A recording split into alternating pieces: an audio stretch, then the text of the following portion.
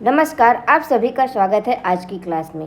BPSC state exam चल रहा है और टीआरई 3 का एग्ज़ाम होने वाला है, तो उसी को देखते हुए इस चैनल पर हिंदी सब्जेक्ट का मॉक टेस्ट चल रहा है और ये वीडियो आप लोगों को खुद को परखने का मौका देगा कि आप एग्ज़ाम के लिए कितना तैयार हैं, आपकी तैयारी कितना है। और इस वीडियो में आप लोगों को सिर्फ क्वेश्चन और आंसर मिलेगा, व्याख्यात्मक हल नहीं होगा।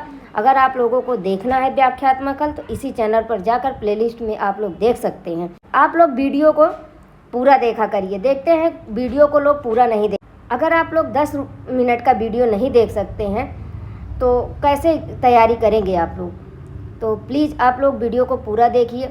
और ये जो है एक एक प्रश्न इसमें बहुत ही इम्पॉर्टेंट है। ऐसा नहीं है कि ये कोई भी क्वेश्चन बिना इम्पॉर्टेंट के रखा गया है।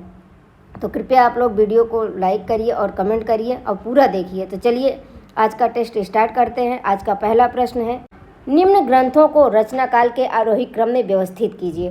गंगा लहरी, सुजान सागर, कविप्रिया, सतसई। कविप्रिया, सतसई, सुजान सागर, गंगा लहरी। सतसई, कविप्रिया, सुजान सागर, गंगा लहरी। सुजान सागर, सतसई, कविप्रिया, गंगा लहरी। तो ये है कविप्रिया, सतसई, सुजान सागर, गंगा लहरी। बी ऑप्शन हमारा सही होगा। अगला प्रश्न है, सचेतन कहानी आंदोलन के प्रवर्तक हैं महीप सिंह, कमलेश्वर, प्रेमचंद, अज्ञे। तो ये हैं महीप सिंह।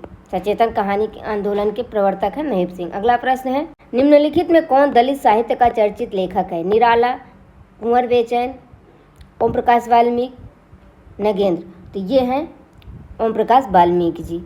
अगला प्रश्न है, निम्नलिखित में कौन सा विषम संयोजन है? धरती गाती है, यात्रा संस्मरण, मैं इनसे मिला, रेखा चित्र, अपनी खबर, आत्मकथा, कलम का सिपाही, जीवनी। इसमें जो है रचनाओं की विधा बतानी है। तो उसमें पूछा गया है कि कौन सा जो है सही मतलब नहीं है, कौन सी विधा सही नहीं है। तो उसमें हमें बताना है, तो वो होगा मैं इनसे मिला। ये बी ऑप्शन हमारा सही होगा। रेखा चित्र विधा की रचना नहीं है। शेष तीनों सुमेलित हैं। अगला प्रश्न है, 84 वैष्णवों की वार्ता के लेखक हैं विट्ठलनाथ, नाभादास, नंददास, गोकुलनाथ। तो ये हैं गोकुलनाथ जी। अगला प्रश्न है, इनमें से तीसरा सप्तक के कवि कौन हैं? गिरजा कुमार माथुर, नेमचंद जैन, केदारनाथ सिंह, धर्मवीर भारती। तो ये हैं केदारनाथ सिंह, तीसरे सप्तक के कवि हैं।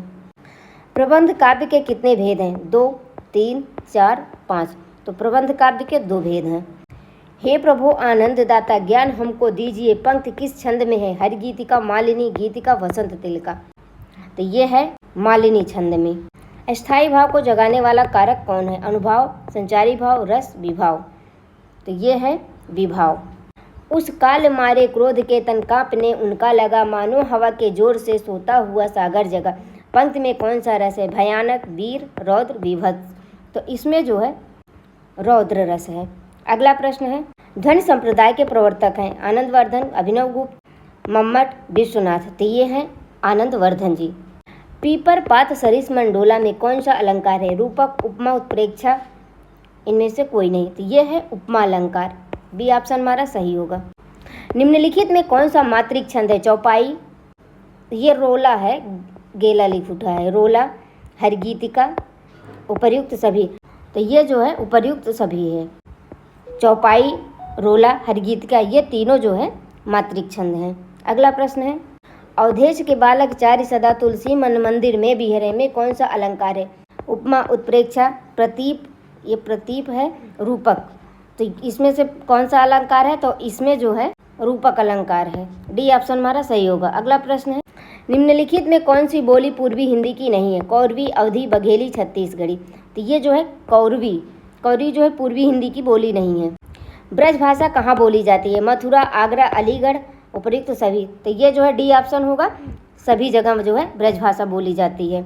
मथुरा में भी, आगरा में भी, अलीगढ़ में, ये सभी जो है।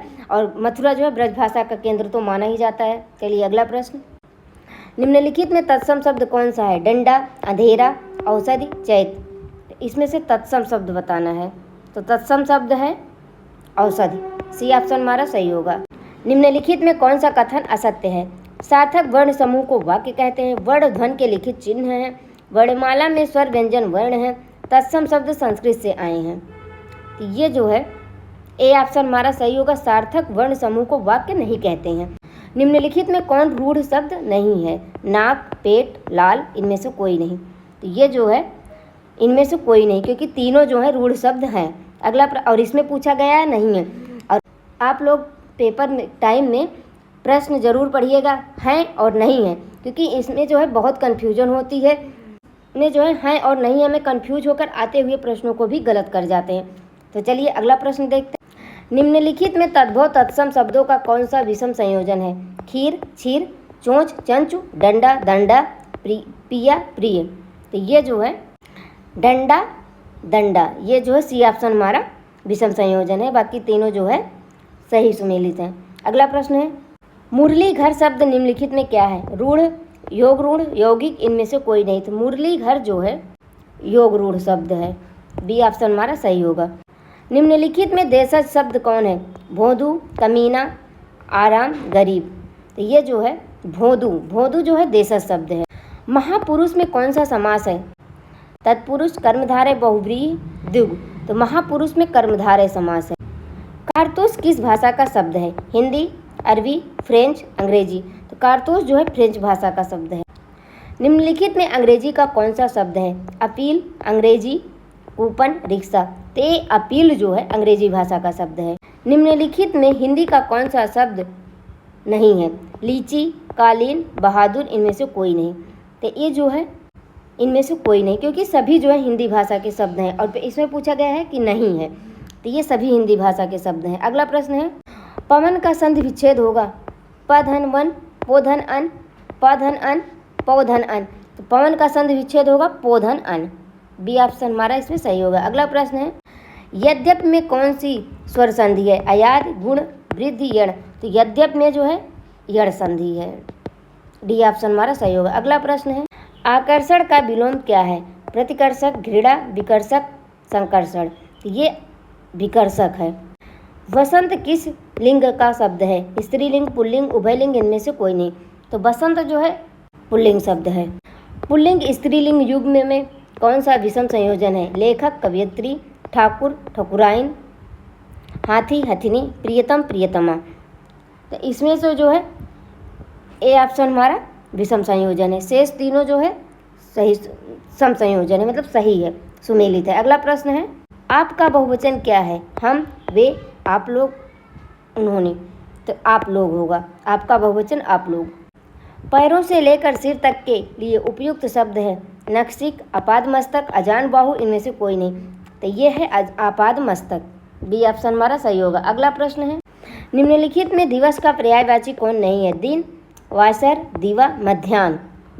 ये मध्याह्न है, मध्याह लिख उठा है, तो ये जो है मध्याह्न जो है दिवस का पर्यायवाची नहीं है। अगला प्रश्न है, निम्नलिखित में हर्ष का विलोम बताइए? विषाद, खेद, वेदना, दुख। हर्ष का विलोम विषाद है। ए ऑप्शन हमारा सही होगा। अगला प्रश्न है, निम्नलिखित में विलोम का कौन विषम संयोजन है? अंतरंग, बाह्य, वैध, सवैध, हास, शोक, सुधा, गरल। तो ये जो है वैध, सवैध, ये जो है विषम संयोजन है। शेष तीनों सही सुमेलित है। अगला प्रश्न है, चितकोबरा उपन्यास का रचनाकार इनमें से कौन है? नासिरा शर्मा, कृष्णा अग्निहोत्री, मृदुला गर्ग, नमिता सिंह।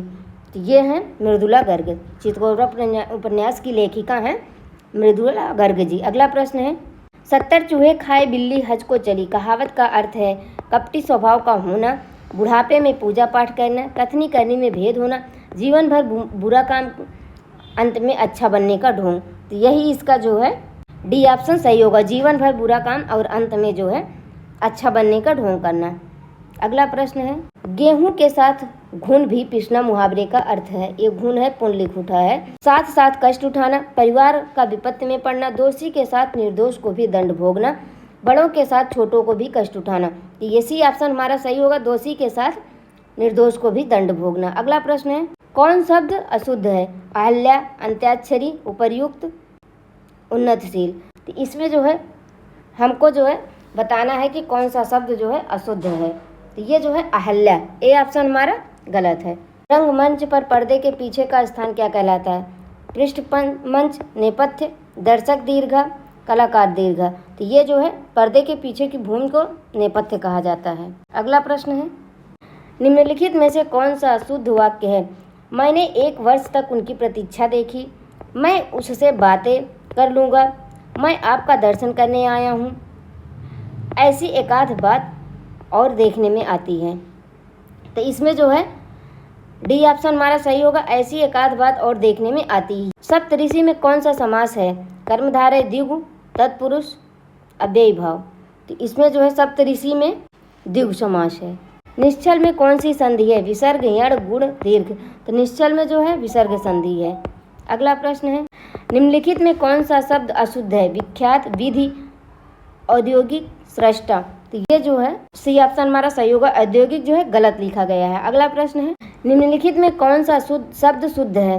विश्वास, विश्वास, विश्वास, विश्वास।